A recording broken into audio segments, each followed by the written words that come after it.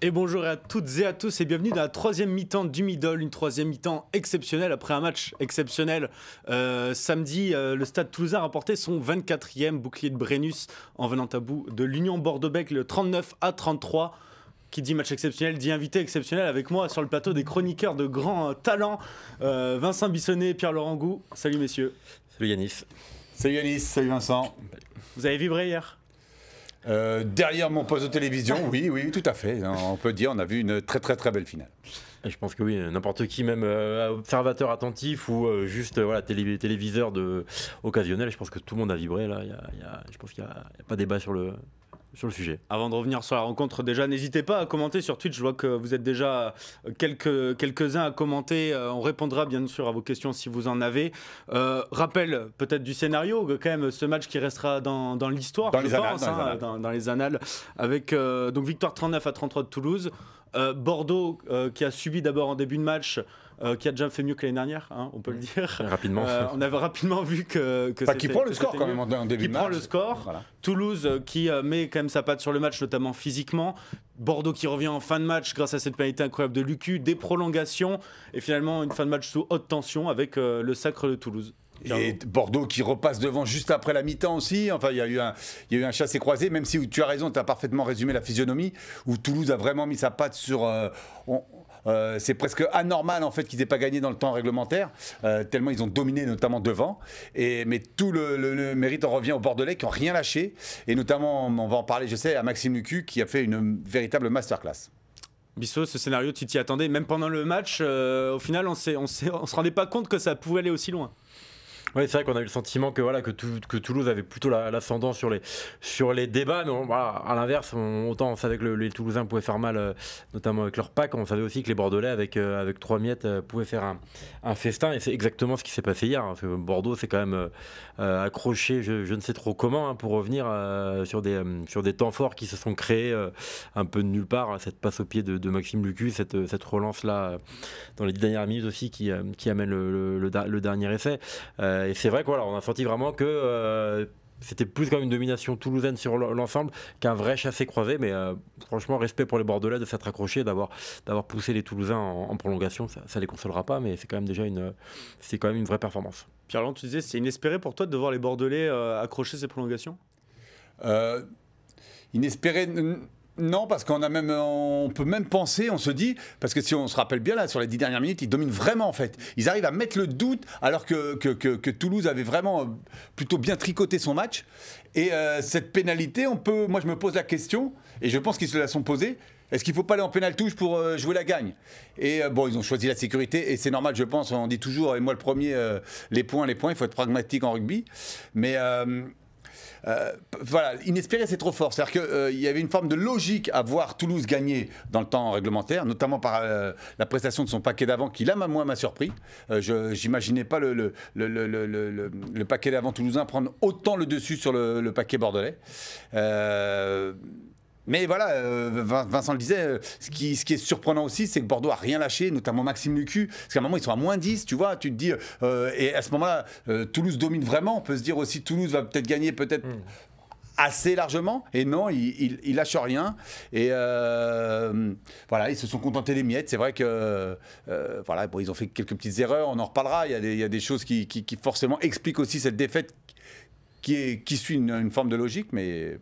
Enfin, on est encore dans l'émotion de ce match qui était, voilà, on est le lendemain, mais on pourrait croire qu'on est à chaud, qu'on a pris l'antenne juste après le coup de sifflet final, parce que ce match était génial à suivre. Bien sûr. Alors on va en revenir en longueur après sur les joueurs, notamment Maxime Lucu, qu'on évoque là, qui a été le patron de l'UBB.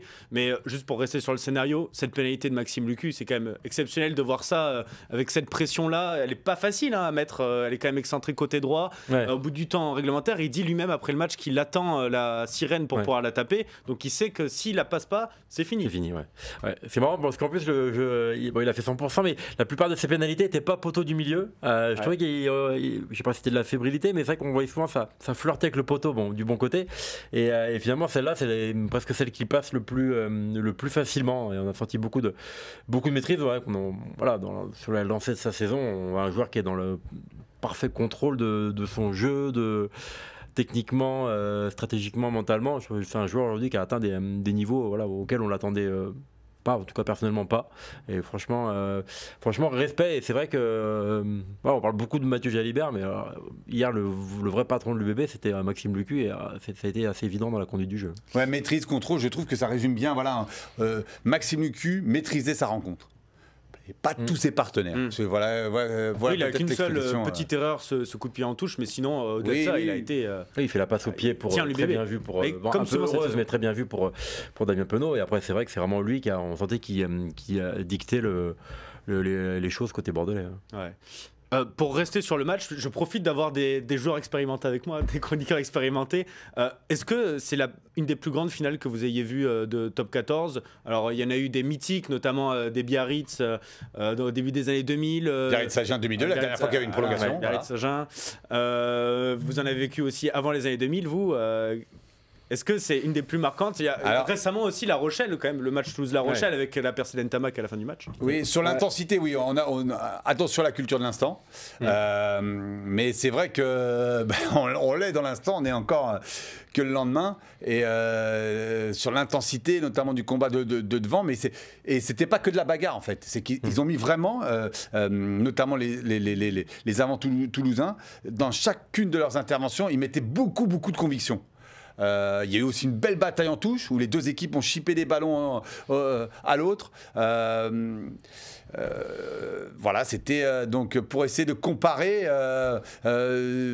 Oui, parmi les dernières, c'était je ne sais pas si c'est la plus belle ou la plus intense, mais elle va nous marquer et on s'en souviendra. Ouais, pour moi, c'est difficile de repenser à toutes les finales qu'on a pu voir, mais pour moi, elle est dans le top 5 assez facilement. Voilà. Il y avait le Toulouse-Leinster qui ressemblait un petit peu à cette partie, peut-être avec un petit peu moins d'envolée, mais qui était aussi très intense, acharné, avec beaucoup d'indécision. De par le scénario, alors qui était complètement différent, le La Rochelle-Leinster aussi, le contexte avait été aussi hyper marquant. Voilà, donc mais c'est vrai que il y avait vraiment tout. On a eu effectivement beaucoup de défis. Des chassés croisés au score, on a eu des beaux essais. Et ce qui est génial, c'est que cette prolongation, où on a l'impression qu'il n'y a presque rien qui va pour aucune des deux équipes, quoi. C'est une succession de boulettes, d'approximations. Alors je pense que si on revoit le match à tête reposée en connaissant le score, on va se dire mais ces prolongations, c'est une purge, quoi. Mais en direct, c'était incroyable à vivre parce qu'on sentait cette tension des compétiteurs qui étaient vraiment poussés dans leur retranchement à la fois physique et psychologique. Et c'était, pour le coup, ça fait partie vraiment des plus grands moments qu'on ait pu vivre en finale de Top 14. On a Maître B qui nous rectifie, qui dit que la dernière prolongation c'était 2005. Oui, tout à fait. Les deux finales perdues du Stade Français la même année. Et tout à fait. Et deux fois en prolongation. Il a raison. Non mais on parlait justement du physique, puisque un match comme ça, forcément au bout de 5 minutes, tu commences à craquer physiquement. Toulouse a largement dominé physiquement, et d'ailleurs c'est peut-être là qu'ils gagnent le match face aux Bordelais. Faut pas mettre largement. Ils ont dominé tout le long du match. C'est peut-être pour ça que tu dis largement. C'est vrai qu'ils ont dominé tout le long du match, mais il y avait pas non plus. Mais ce que je veux dire, c'est qu'il y a 3 secteurs pour moi qui sont clés donc dans la puissance: le jeu au sol, les mêlées et les ballons portés. 3 secteurs où Toulouse a été dominant et a mis à mal les Bordelais, notamment les acculant de leur camp. Et c'est vraiment une question plus pour moi de puissance pure que vraiment une question de fraîcheur ou d'endurance. Je pense que c'est vraiment les Toulousains. On a beaucoup parlé de l'évolution du paquet d'avant de Bordeaux qui s'était densifié, qui avait progressé. Mais je pense sur une finale où Toulouse était pas à 100% de ses moyens, il y avait beaucoup d'absents. Mais Toulouse s'était vraiment bien préparé, on a pu le voir. Toulouse restait quand même, avait encore l'ascendant en termes de puissance, et des Bordelais qui étaient peut-être un petit peu fatigués à l'accumulation avec les deux campagnes françaises et européennes. Voilà, on a quand même senti dès les premiers impacts que c'est Toulouse qui avançait. Et effectivement, ça c'est dans toutes les zones de lutte, ça c'est que ce soit au sol, que ce soit vraiment sur la ligne, ça s'est senti que les Toulousains étaient un cran au-dessus. Oui, la détermination dont ils faisaient preuve, l'envie de prendre leur revanche. sur la demi-finale de Champions Cup. Où ils avaient été dominés physiquement. Où ils avaient été dominés physiquement, et notamment devant. Ça a mené beaucoup de changements de la part du Gomola, notamment dans son pack. On voit aujourd'hui Neti titulaire, mais Afou sur le banc. Et Jelonch, bien sûr. Bah, alors Roumat était blessé, mais Jelonch avait déjà commencé la demi-finale. Donc c'est aussi des changements qui ont été amenés grâce à cette demi-finale que tu évoques. Oui, on pensait qu'il pourrait. Je rebondis sur ce que disait Vincent, c'est qu'on pouvait penser que les Toulousains allaient manquer peut-être un peu d'énergie, et pas du tout. Et bon, vous insistez beaucoup sur j'entends sur le mot puissance, mais moi je trouve que c'est le mot détermination que j'ai envie de mettre en premier. Et j'en parle. Je vais prendre un exemple, notamment sur les grattages de Willis, où il a été en chercher plus que d'habitude encore. C'est un secteur où il est très performant. Mais là, il a été ultra efficace. Ou Aldeguerri, ça faisait très longtemps qu'on n'avait pas vu un Dorian Aldeguerri aussi dominant. Julien Marchand aussi m'a surpris. J'avais l'impression qu'il était en fin de saison sur cette dernière prestation, qu'il avait envie de vacances. Et je pense que c'est cette détermination à réussir quelque chose de grand qui a fait que les Toulousains, et notamment le paquet d'avant, a fait un match incroyable. Bissot, est-ce que tu partages l'avis de la détermination, ou est-ce que c'est aussi pas l'UBB qui manque de gratteurs par rapport à tous, puisque Willy c'est aussi hyper spécialisé en tant que gratteur, chose que n'ont pas les Bordelais, qui du coup n'ont gratté aucun ballon en finale dans ce match. Oui, c'est vrai. Après, ils n'ont pas eu non plus, je pense, trop comme ils ont subi les impacts, ils n'avaient pas forcément les meilleurs, vraiment la possibilité de gratter. Après oui, il y a vraiment un côté détermination, parce qu'on a aussi vu Tom Ramos gratter des ballons, on a vu Pitaaki à la fin qui gratte des ballons. Il y a vraiment, on sentait, Toulouse, on les connaît, que c'est quand même. On parle beaucoup de ce collectif, mais à l'intérieur, il y a des compétiteurs incroyables. Pitaaki, moi je trouve que c'est un exemple parmi d'autres, mais c'est quelqu'un aujourd'hui qui est relégué sur le banc, et il rentre et il est décisif. Et on a vraiment senti les mecs étaient piqués. On l'a vu, Julien Marchand, tous ses départs, Thibaut Flamand, pareil, des départs vraiment au cœur du jeu. Effectivement, il y a plus que du talent, là. Il y a vraiment une énergie, une détermination à prouver, que le Stade Toulousain reste le meilleur club de France. Et on sait que c'est leur principal moteur. Attention, il ne faut pas non plus, dans notre analyse, oublier que les Bordelais ont joué 2 fois à 14 contre 15. Et notamment ces 2 joueurs du paquet d'avant qui sont sortis à chaque fois, Beauchaton et Petit. Et donc face à un paquet d'avant déterminé et puissant toulousain, c'était un vrai handicap. Mais pour le coup, c'était des fautes dues au fait qu'ils étaient c'était pas des petits, c'est après un moll, je crois, où il s'avance. Il y a déjà une accumulation de fautes. Beauchaton, c'est plus tête contre tête. D'ailleurs, on en a vu un sacré nombre pendant le match. On s'est dit, celui-là, faut le revoir, le plaquage, la tête contre tête. Ça arrive souvent là en ce moment. Mais oui, en effet, les 2 infériorités numériques de Bordeaux ont pu coûter cher. Même si au final, ils ont pas si mal géré que ça. Ça fait partie des moments, je trouve, que les Toulousains n'ont pas forcément géré au mieux. Souvent, Philippe Saint-André me disait, notamment quand il entraînait Gloucester ou Toulon, c'est qu'un carton jaune, en fait, quand tu es en infériorité numérique, notamment, tous les autres font plus d'efforts pour compenser, comme tu dis ça. Et souvent, tu ne le payes pas pendant l'infériorité numérique, tu le payes juste après. Quand tu te retrouves à 15, où il y a peut-être aussi un petit relâchement de ceux qui ont fait beaucoup d'efforts. Et des fois, tu peux prendre la double lame, des points et de l'énergie. Et pour le coup, là, les Toulousains n'ont pas optimisé ces moments, ce qui fait qu'ils sont restés du coup un peu à portée de tir de l'UBB. Sur le chat, on nous reproche aussi le 5-3 de l'UBB sur le banc, avec l'absence de Tatafou, qui du coup a conduit à un manque de puissance, selon. Ouais, je pense que, je sais pas, j'étais pas dans les petits papiers, mais je pense que c'est peut-être lié aussi à l'incertitude qui est autour de Louis Belbiaré. C'est vrai que du coup, l'importance peut-être d'avoir plus de solutions sur le banc au cas où effectivement Louis Belbiaré avait peut-être un problème. Je pense qu'il y a peut-être eu ce soin, mais c'est vrai que je trouvais ça assez surprenant quand on savait le défi physique qu'allait imposer les Toulousains devant, que le staff de Bordeaux ait recours à un 5-3. Et puis c'est bien, moi j'aime bien un peu de classicisme sur les feuilles de match. Non, mais parce qu'autrement c'est un peu trop les jeux du cirque, là, quand on a 6-2 ou 7-1, le bomb squad. Non, après c'est juste de casser l'adversaire. Il y a beaucoup plus de joueurs polyvalents qu'avant aussi. Donc, non, mais voilà. Mais c'est vrai que quand on a beaucoup parlé de puissance, c'est vrai qu'un Tatafou, en plus sur 100 minutes, il aurait pu avoir l'occasion de s'exprimer assez largement. Je pense que les supporters bordelais l'ont un peu regretté quand même. Vous parlez des joueurs, on va rester sur les joueurs en évoquant d'abord les Toulousains donc, qui ont eu des belles notes quand même dans le middle. C'est normal, Oui. 24e titre, surtout un titre comme ça. Sur Rugby Rama, dans Middle, elles ne sont Sur pas encore Rugby sorties Rama. les notes. À moins Oui, que, sur Rugby Rama, mais il y a marqué vidéo olympique. Oui. Parmi les meilleures notes, on retrouve Jack Willis. On l'a déjà un peu évoqué tout à l'heure sur les Gratas. Jack Willis, est-ce que c'est pas un peu monsieur final? On se souvient de sa finale contre La Rochelle. C'est Ntama qui prend toute la gloire, mais Ouais. il fait un sacré match. La finale contre le Leinster, il est immense. Et là, encore une fois, Ouais, il est quel souvent match. très très bon. quel Après, match. Et c'est vrai qu'en finale, il a encore. C'est vrai que c'est un mec qui est. C'est souvent C'est pas aussi, il joue un poste où c'est souvent un poste clé dans les matchs coup près et notamment dans les finales. Aucune équipe ne gagne de titre si sa troisième ligne n'est pas performante, notamment le jour du match. Et là, pour le coup, donc Willis, mais il faut associer Jelonche et Cross, qui là, la troisième ligne toulousaine a été vraiment impressionnante. Ouais. Willy, c'est un joueur qui tire. Et a pris clairement le dessus sur. Pardon, excuse-moi de te couper Vincent, mais a pris clairement le dessus sur la troisième ligne bordelaise dont depuis le printemps on disait le plus grand bien. Mais là, il faut qu'ils Il a un reviennent. peu souffert, ouais. Ils sont revenus sur les bancs de l'école, ils vont travailler.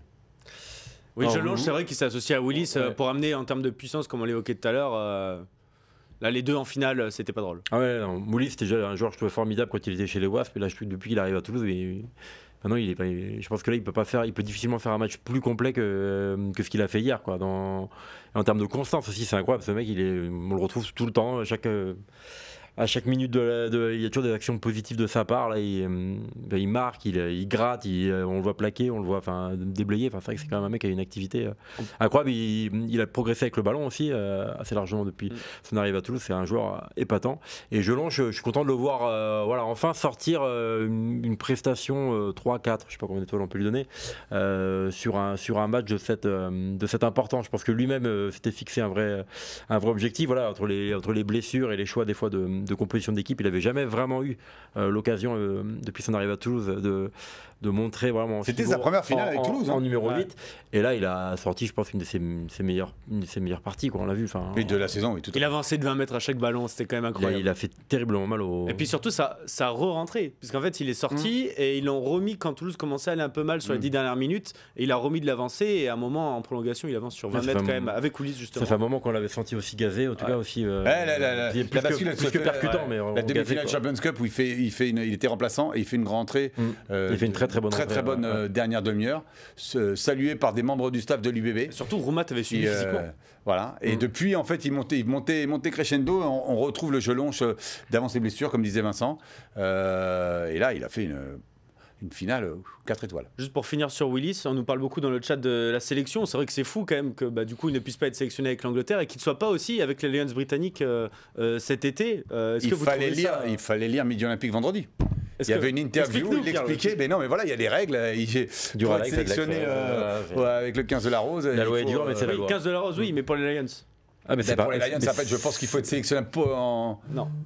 Tu crois que. Non, Ben non, parce oui, qu'il y a, non, il y a pas le- il a dit justement dans l'interview, l'excellente interview de Jamie Fada, je ne souhaite pas m'exprimer sur le sujet, Oui. montrant un certain dégoût à ce sujet, mais je pense pas que ce soit une histoire de règles. Mais si, parce que je pense que en crois fait, que c'est Ah, si, c'est une il faut émanation quand des même- fédérations anglaises, de toutes les fédérations, non pas que anglaises, les Lions. Et donc je pense que la fédération anglaise mettrait son veto, dirait au sélectionneur des Lions, non, nous, il peut pas être sélectionné pour nous, donc tu le prends pas chez les Lions. Parce ils ont essayé de négocier, maintenant j'en suis certain, Ouais. parce qu'ils ont essayé de négocier pour que Farrell fasse les Lions. Et Farrell aussi, la fédération anglaise n'a pas voulu. Très bien. Donc fini pour Willis, pas de Lions en tout cas. Mais Bah, sauf si un jour il quitte Toulouse et il mais revient. un autre joueur qui a un cœur de lion, qu'on peut dire, c'est Thomas Ramos. Thomas Ramos qui s'est mis en leader, notamment avec la sortie d'Ntamak, où il a vraiment été quasiment seul organisateur du jeu toulousain et qui a été présent un peu partout pour distiller des coups de pied ou des belles passes ou des coups de pied entre les perches pour donner la victoire à Toulouse. Mais après, je crois que c'est plus une coïncidence. C'est-à-dire que chaque fois qu'il joue 10 en finale, Toulouse gagne. Donc, C'est vrai, je sais que lui préfère jouer arrière, mais On à a déjà force, eu ce débat avec voilà. l'équipe de France sur Et oui, mais est-ce qu'il est en meilleur en équipe de 10 France ou en aussi, voilà, 15. tout à fait. Donc, voilà. Donc j'ai l'impression que par goût, il préfère jouer arrière, donc faut le laisser, il faut le faire jouer où il préfère, bien sûr. Mais c'est vrai que c'est pas du dépannage quand il est ouvreur. Hein. Vincent, où c'est qui s'impressionne le plus? Est-ce qu'il t'impressionne le plus pour sa régularité face aux perches, son sang-froid ou sa technique tout simplement individuelle? Non, ce qui m'impressionne le plus, c'est sa mentalité de compétiteur qui est incroyable. On le voit, alors, des fois il agace parce qu'il met des pièces et il chiche, mais parce que c'est un compétiteur incroyable. Et ce qui est incroyable, c'est que c'est un compétiteur incroyable, et en face de cette détermination, il y a surtout une capacité à être excellent dans les grands rendez-vous, quoi. Parce que être un grand compétiteur, vouloir gagner, ça, il y en a plein des mecs qui veulent gagner, mais des mecs qui ont cette capacité à être aussi bon le jour J, c'est quand même incroyable. Il y a tout, quoi, physiquement, mentalement, techniquement, stratégiquement.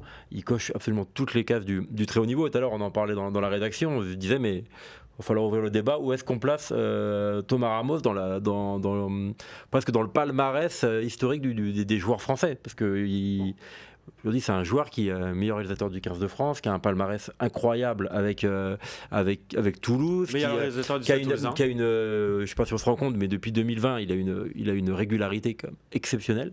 Il joue 10, il joue 15. Franchement, aujourd'hui, c'est vraiment. Je ne sais pas quelle trace il laissera dans le lobby français, mais je pense qu'elle sera quand même considérable. Il mérite une place vraiment tout en haut. Une adaptation et un côté leader qui a manqué à Toulouse en demi-finale de Champions Cup, puisqu'il faut rappeler qu'il était absent à ce moment-là, et que c'est quand même, ça fait la grande différence, puisque tu te rends compte que là, s'il n'y a pas Ramos, avec la blessure d'Ntamak, Malia qui semblait touché aussi en début de match, au final, tu te mais c'est un vrai leader. Il y a des très bons joueurs à Toulouse, mais des leaders, on se rend compte que, comme partout, c'est beaucoup plus qu'un très bon joueur. C'est pas tout à fait l'égal de Dupont, mais il est juste derrière. Et voilà. Et tu l'as dit, voilà, en demi-finale de Champions Cup, quand Toulouse a ni Dupont ni Ramos, c'est plus la même équipe. Ça fait partie de ces mecs qui, voilà, ça peut presque étonner de dire, mais comment les Toulousains font pour avoir toujours autant faim de titres quand on a gagné. Ils ont gagné 5 des 6 derniers titres de top 14. Mais ce mec, c'est l'incarnation de ça, quoi. Il veut toujours plus, il en a 6, il en veut 7, s'il en a 7, il en voudra 8. Et je trouve que voilà, à ce niveau de compétition, avoir encore autant d'appétit quand tu as déjà beaucoup gagné, c'est incroyable, quoi. Ce qui nous permet de mentionner aussi, puisqu'il a joué 10, que Romain Tamac est sorti d'abord sur protocole commotion, puisque le protège d'un avait bipé, et ensuite visiblement touché à l'épaule.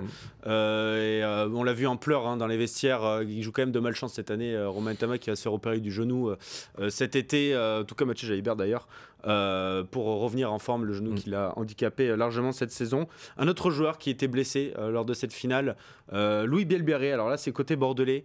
Louis Bielbarré qui a fait une énorme saison, meilleur joueur du tournoi Destination, serial marqueur de l'UBB, vainqueur de la Champions Cup, mais qui a connu une fin de saison quand même très difficile. Alors il y a eu cette histoire donc de vertige et de commotion en fin de saison. Là, il semblait touché à la crête iliaque lors d'un des premiers contacts du match. Tout le match, on l'a vu se faire soigner et être vraiment en deçà de ses capacités.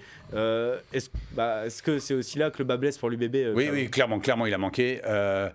Clairement, c'était un pari perdu de la part du staff de l'UBB. Alors même si c'est peut-être un coup de malchance avec ce coup à la crête iliaque qui l'a vraiment handicapé. Mais voilà, on a l'impression qu'il a subi une commotion qui n'avait pas été déclarée, c'est le contre Vannes en voilà. top 14. Et en fait, est-ce qu'il s'en est véritablement encore remis? Yannick Bru avait eu des mots forts et il était inquiet pour son joueur et je pense qu'il avait raison.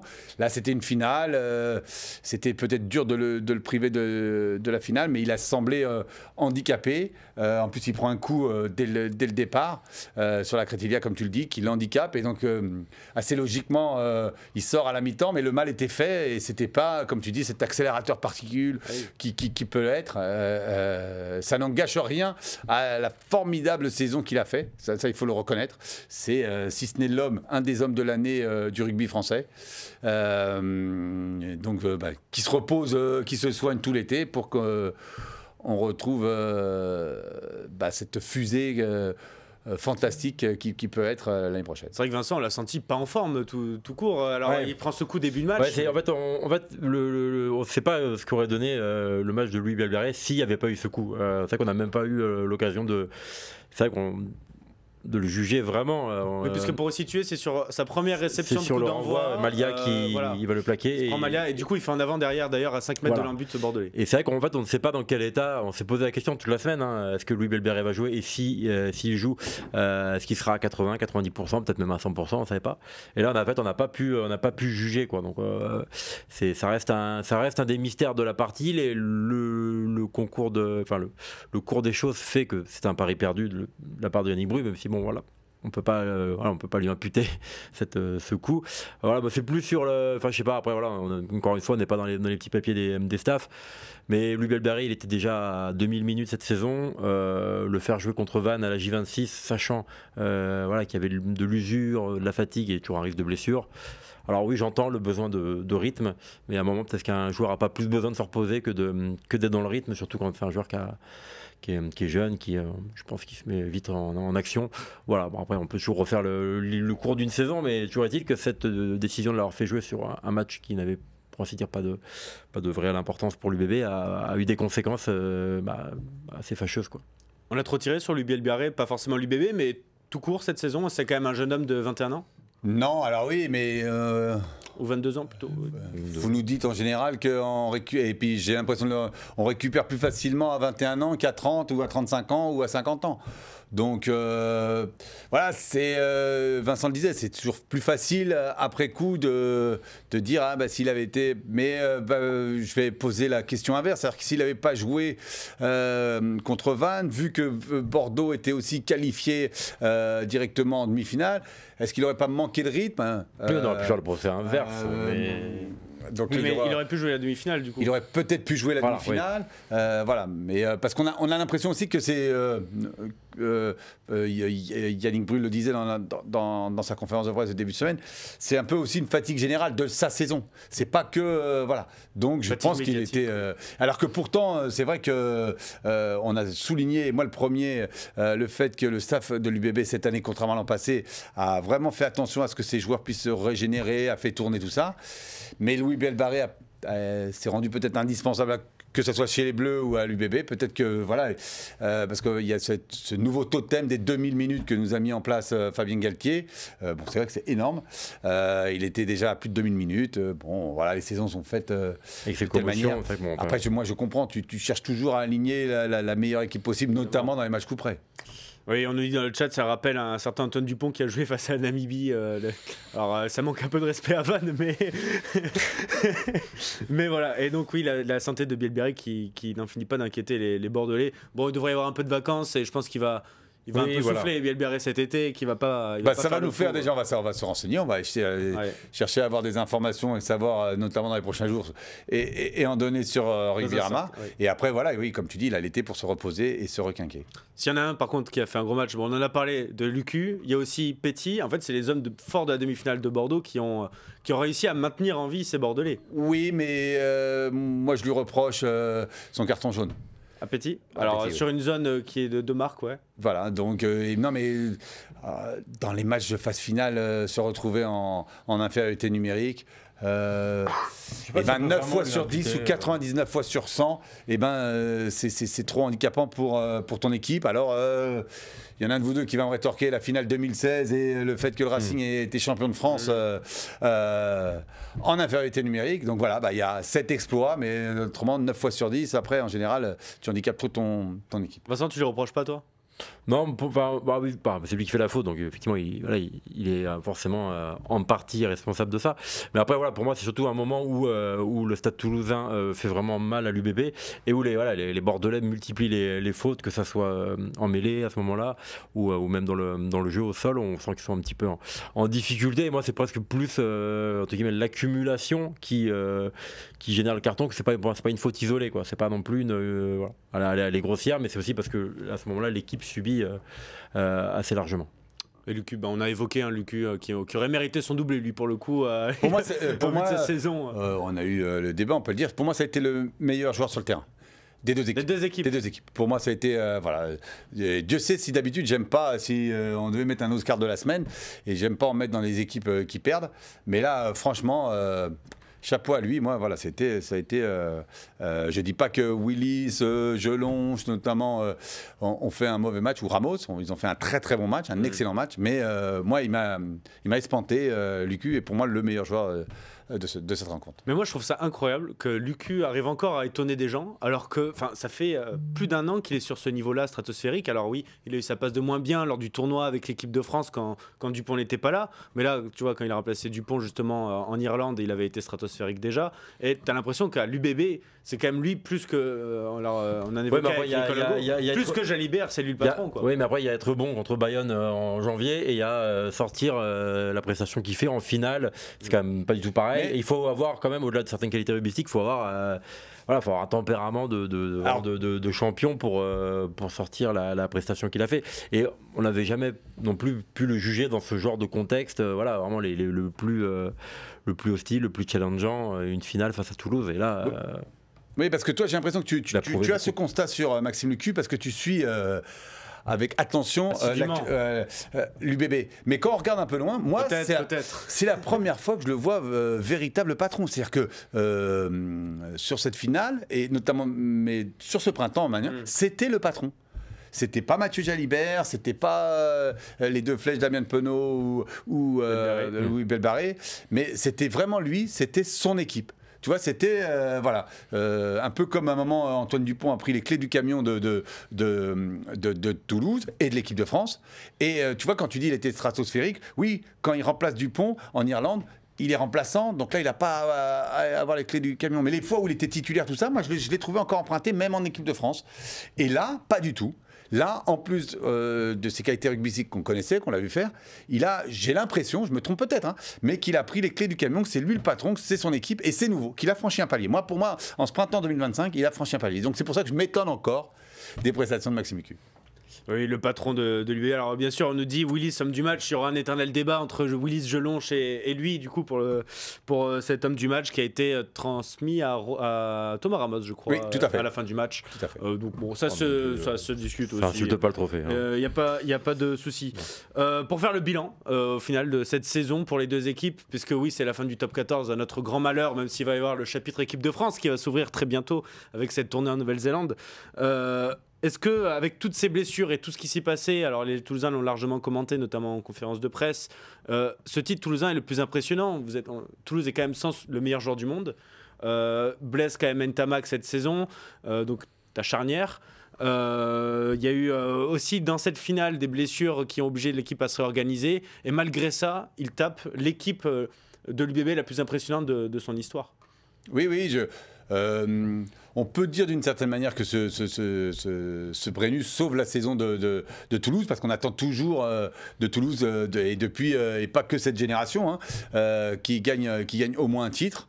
Donc la saison du Stade Toulousain est réussie par ce fait. Mais, et surtout, ce qui est bien, c'est qu'il termine avec une très belle prestation. C'est-à-dire qu'ils sortent peut-être leur meilleur match de la saison. Et là, pour le coup... au meilleur moment, c'est pas courant. Est-ce qu'avec tout ce qu'ils ont traversé, c'est encore plus libérateur ce succès ? Ouais, après c'est hyper paradoxal parce que Toulouse n'a jamais été autant en maîtrise sur une saison de top 14. Ils ont fini 15 points d'avance sur Bordeaux, meilleure attaque, record de points inscrits, record d'essais inscrits.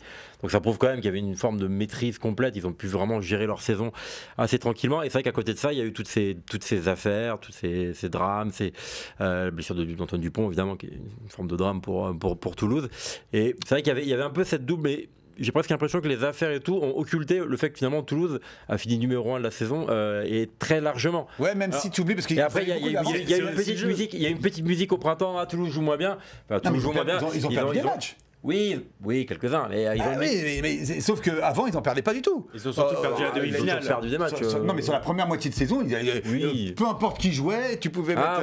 Non, mais ça, ils gagnaient tout le temps. Par rapport à ça. On a comparé par rapport à leur début de saison. Mais même au printemps, on dit ils jouent moins bien, mais ils mettent 40 points à Lyon. Et finalement, Bayonne, la demi-finale, ils l'ont quand même relativement maîtrisé. Enfin, il y avait la petite musique à Toulouse et vraiment un peu.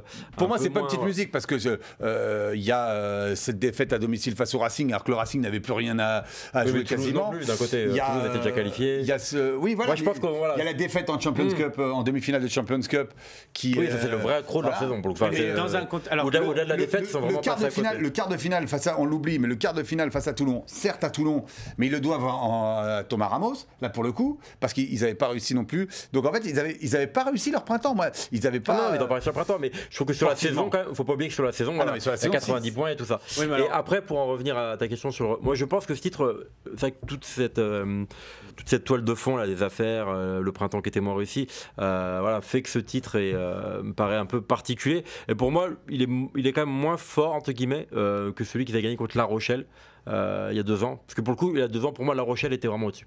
Et La Rochelle, sur la finale, La Rochelle était, voilà, notamment sur la puissance, sur la maîtrise, jusqu'à la 78e, La Rochelle était au-dessus. Et pour moi, là, c'était vraiment voilà, c'était un vrai exploit de la part de Toulouse d'arriver à se sortir de ce match. Hier, voilà, le scénario est incroyable, mais à l'arrivée, c'est logique, quoi. Toulouse numéro 1 de la saison et Toulouse qui a été meilleur sur les 3 quarts de la partie et qui remporte ce match. Oui, mais alors c'est peut-être la petite musique, comme tu disais, qui arrangeait bien le Stade Toulousain, mais c'est la première fois peut-être que Toulouse était dans la position presque d'un outsider. Contre La Rochelle, c'était pareil. La Rochelle, c'était pareil. Je me souviens, c'était exactement la même. La Rochelle venait d'être championne d'Europe aussi, et tout le monde disait La Rochelle monte en puissance avec leur pack, avec Antonio, avec Skelton, tout ça. Et voilà. Sauf que là, sur la finale, La Rochelle pour moi avait été un peu au-dessus de Toulouse. Là, voilà, Toulouse, j'ai trouvé d'entrée qu'ils étaient, ils ont montré, voilà, qu'entre guillemets, qu'ils étaient encore les patrons, et ça a été un petit peu long à aller jusqu'au dénouement, mais ils l'ont validé. Non, tu trouvais pas l'UBB favori? Non, je vois que tu as réfuté. Pour moi, je le disais la semaine dernière, c'était 50-50. C'est pour ça que cette finale était excitante, c'est pour ça qu'on l'a attendue. C'est que. Mais non, parce qu'il y avait. Il y a des vrais 50-50 des fois. C'est pas de la langue de bois. Il y avait cette stat qui maintenant est passée à 11. C'est-à-dire que depuis, ça fait 11 finales que le Stade Toulousain l'emporte à chaque fois. Mais de l'autre côté, il y avait Bordeaux qui avait plutôt bien géré sa saison, qui, je pense, n'avait pas cherché, voulait se qualifier directement en demi-finale, mais n'avait pas cherché trop à titiller Toulouse, parce que c'est vrai que la première partie de Toulouse avait pris tellement d'avance que Bordeaux s'est dit bon, on va rester deuxième. Ils avaient fait un petit focus sur la Champions Cup, enfin un gros focus sur la Champions Cup, et ils avaient réussi leur pari en remportant le titre et en battant Toulouse, certes à Bordeaux quand même, c'était à domicile. Et donc c'est pour ça que moi je mettais pas Bordeaux favori, parce que Toulouse en finale, voilà, on a l'impression que Toulouse. On va pas le découvrir, on le découvre pas aujourd'hui. Je crois que c'est Hugo Mola le disait hier soir, c'est que malheureusement il n'y a pas que des finales à jouer. Pour aller en finale, il faut se qualifier. Il y a toute une phase régulière à faire, et là parfois des fois Toulouse se prend les pieds dans le tapis. Pas cette année. Souvent en demi-finale, enfin souvent. Quelquefois en demi-finale, mais oui, c'est vrai qu'en finale. Mais vous me faites une parfaite transition pour l'UBB, du coup, puisqu'on parlait de 50-50. Est-ce que pour l'UBB, la saison a réussi? Alors, on le rappelle, un premier titre quand même en Champions Cup. En top 14, globalement, c'est la première fois que l'UBB finit dans le top 2 de son histoire et se qualifie directement pour les demi-finales. Mais au vu de cette demi-finale vraiment convaincante contre Toulon et de cette finale que tu perds en prolongation dans un match aussi serré, est-ce qu'on peut se satisfaire de cette saison? Certains diront oui quand même, puisque le bilan est globalement positif. Certains diront non, parce que tu finis sur une déception. Oui, tu finis sur une déception, c'est dur. Alors, elle est réussie parce qu'ils ont enfin franchi un cap, ils ont battu Toulouse en phase finale. 3 fois en 4 matchs. 3 fois en 4 matchs, mais surtout en phase finale. Ils ont gagné un titre. Là, ils ont rivalisé en finale. Mais il y aura un petit bémol. Même si, tu vois, j'ai été étonné hier, la déclaration de Mathieu Jalibert, qui était presque content, ou soulagé plutôt, voilà, il faut attention, on peut pas être content quand on perd en finale, mais soulagé, parce qu'il dit on est où on voulait être, et on a rivalisé avec Toulouse. Ils avaient peur le scénario en fait de la finale de l'an passé, les avait quand même pas mal traumatisés. Oui, tu trouves que la saison a réussi pour Bordeaux? Oui, saison réussie. Après, c'est vrai que l'occasion était vraiment belle de faire le doublé, parce que même si Toulouse a sorti une grande finale, voilà, on ne peut pas se mentir, c'était pas un Toulouse à 100%. Il manquait quand même voilà, quand vous n'avez pas Dupont, Movaca et Capozzo, quand même, c'est quand même 3 titulaires en puissance qui manquent, entre autres. Et donc on peut dire que voilà, l'occasion était quand même belle pour Bordeaux, vu la dynamique du moment, vu un petit peu la forme des Toulousains de signer ce doublé. Et voilà, pour reprendre un peu les déclarations de Laurent Marty, notamment après la Champions Cup, il ne cachait pas que l'objectif numéro 1 c'était quand même le top 14. Donc je pense qu'il y a autant de satisfaction que de frustration, parce que aller en finale top 14 c'est quand même dur. Et ils n'auront, je pense, pas tous les ans l'occasion d'y être. Et surtout, ils n'ont pas tous les ans l'occasion d'y être pour faire un doublé face à un Toulouse aussi amoindri, comme tu l'as dit. Mais on sentait quand même dans les interviews de fin de match, je ne sais pas ce que vous en pensez, que justement les Bordelais étaient très lucides quand même sur cette défaite et n'étaient pas dans la rage ou dans la frustration, mais étaient plus dans le sentiment d'avoir tout donné et d'être tombés juste sur plus fort. Voilà, exact, Yanis, ils avaient le ressenti du match. C'est-à-dire que, notamment quand tu te fais dominer devant, même quand tu es 3/4 et que tu prends pas les chocs et que tu subis pas les collisions, et ben tu vois tes gros subir, et donc tu es conscient de la domination toulousaine. Donc je pense que tu as raison, ils étaient parfaitement lucides, mais parce que la physionomie du match fait qu'ils sont conscients que c'est grâce à des exploits, grâce à Maxime Lucu, qui sont restés collés au tableau d'affichage. D'ailleurs, ils ont été classe dans leur réaction, je trouve que c'était vraiment... De deux équipes d'ailleurs, hein. Même les Toulousains ont montré beaucoup de respect. Souvent après les grands matchs, ça vient naturellement, je veux dire, l'humilité. Et c'est tout à leur gloire. Et c'est vrai que voilà, pour reprendre un peu la métaphore de tout à l'heure, par rapport aux Rochelais en 2023, qui eux, pour le coup, n'avaient pas du tout vécu de la même manière, parce qu'ils savaient que ce jour-là, ça devait être leur jour. Je pense que les Bordelais, aujourd'hui, on n'était pas loin, ça aurait pu. Mais voilà, la logique était encore côté Toulouse. Et je pense qu'ils se disent qu'il n'y a pas de fatalité, que leur heure est sûrement pas si loin. Comme quoi, définitivement, vaut mieux perdre comme ça sur pas un coup de dé, mais sur des détails en toute fin de match après des prolongations, que prendre un 59-3. Ah, vaut mieux. C'est pas la même. Au vu des réactions, c'est possible quand même, puisque est-ce que tu compte que le 59-3 les a plus marqués négativement. Alors, en foot, on le dit souvent, mais donc est-ce que tu préfères perdre une seule fois 59-3 ou 3 ou 4 fois 20-0, 30 une fois, une fois en ayant presque touché le titre, mais te faire reprendre à la fin et perdre en prolongation, ou ne pas espérer du match et au final ne pas engendrer de frustration parce que tu sais que tu n'étais jamais dedans. Ouais, l'humiliation l'an passé, elle est... Mais il y a l'humiliation, le côté humiliation. C'était un extrême. Tu as senti qu'ils ont eu du mal, et ça a été bien digéré, parce qu'ils ont eu du mal à le digérer, mais pour le coup, bravo à tout le staff bordelais, parce que c'était pas la mission la plus simple, et on se rend compte qu'ils l'ont vraiment bien digéré. En tout cas, il va y avoir encore du boulot pour pouvoir se remettre de ça l'année prochaine, après 2 échecs consécutifs. Première fois depuis... Alors qu'une équipe bat l'autre 2 fois consécutivement en top 14, c'était Stade Bordelais contre... Lyon, tu as rappelé. Lyon contre Narbonne en 1932-1933 qui a battu Narbonne, et c'était au Parc Lescure à Bordeaux les 2 fois d'ailleurs, alors que là il y a eu Vélodrome puis le Stade de France. Donc qu'une équipe remporte 2 fois consécutivement le top 14 face à un même adversaire. Donc ça date quand même. Oui. Et puis après, comment on a cherché ? Qui était d'ailleurs, Pierre? Non, moi j'étais au quadruplé du SBUC face au Stade français. Oui, au début du XXe siècle. Voilà. 1903 à 1907, je crois. Quelque chose comme ça. Bon, le lecteur rectifiera lui-même.